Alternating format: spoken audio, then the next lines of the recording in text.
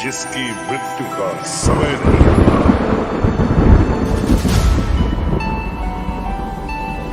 उसे कोई नहीं मार सकता। हेलो नमस्कार दोस्तों, आप सभी का स्वागत है बॉलीग्राज स्टूडियोज में और मैं हूं अनुष्का त्यागी। बाहुबली के पहले पार्ट में जो विलन आया कालके, क्या उसकी कहानी खत्म हो गई है? क्योंकि खत्म तो सिर्फ कालके हुआ था, उसके लोग नहीं। जिन्होंने जब भल्लाल देव ने कालके को मारा था दोस्तों, तब युद्ध पर विराम लगा दिया था। और अगर आपने बाहुबली पार्ट 1 को अच्छे तरीके से देखा होगा दोस्तों, तो आपको पता होगा कि कालके की 17 बीवियां थी और उनके बेटे भी तो होंगे ही ना। अब यहाँ पर अगर हम ऐसा मान कर चले कि कालके के सारे बेटे मर गए, लेकिन उसमें से एक जिंदा रह गया जो महेशमती और बाहुबली से बदला लेना चाहता है, इसलिए वो महेशमती साम्राज्य में जो भी हो रहा है उस पर कड़ी नजर रख रहा है।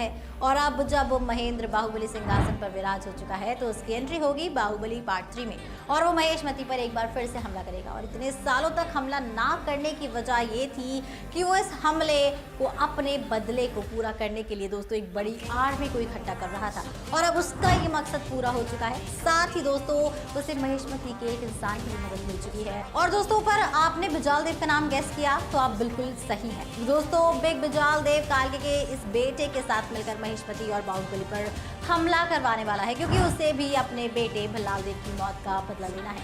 और वैसे भी अगर उसे जिंदा छोड़ दिया जाए तो पार्ट 3 में उसका कुछ ना कुछ काम तो होगा ही दोस्तों। ये एक थियरी है कि बाहुबली 3 में कालके का वंशज वापस आएगा। साथ ही इसमें एक और चीज भी शामिल हो जाती है, और वो है महेशमती के वंशज यानी कि महेंद्र बाहुबली और अवंतिका के बेटे। और दोस्तों इस बार हमारा गैस ये है कि राजकुमारी जो होगी वही आगे जाकर महेशमती की महारानी बनेगी, क्योंकि हम सब जानते हैं कि साउथ मूवीज हमेशा ही विमेन एम्पावरमेंट दिखाती हैं, खास तौर पर एस.एस. राजामौली जो अपनी फिल्मों में स्ट्रॉन्ग फीमेल कैरेक्टर को ही इंपॉर्टेंस देते हैं। इसलिए दोस्तों हम ये कह सकते हैं कि बाहुबली 3 में पुरानी स्टार कास्ट तो होगी ही, लेकिन उनका रोल कम होगा और नई स्टार कास्ट का रोल ज्यादा होगा।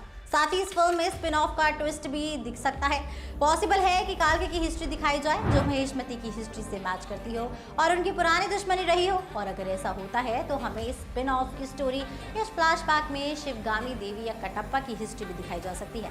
साथ ही हम ये भी अनुमान लगा सकते हैं कि बाहुबली पार्ट 1 में जो शेख असलम का किरदार आया था, उसने कटप्पा को ये वादा किया था कि वो उसकी मदद हर दम तक करेगा। उसको भी वापस लाया जा सकता है, क्योंकि हर किरदार की अपनी एक कहानी होती है, उसे यूं ही फिल्म में नहीं रखा जाता। तो दोस्तों इस थ्योरी पर आपका क्या कहना है कमेंट सेक्शन में जरूर बताइएगा। हमारी आज की राइटर है मनीषा विधानी।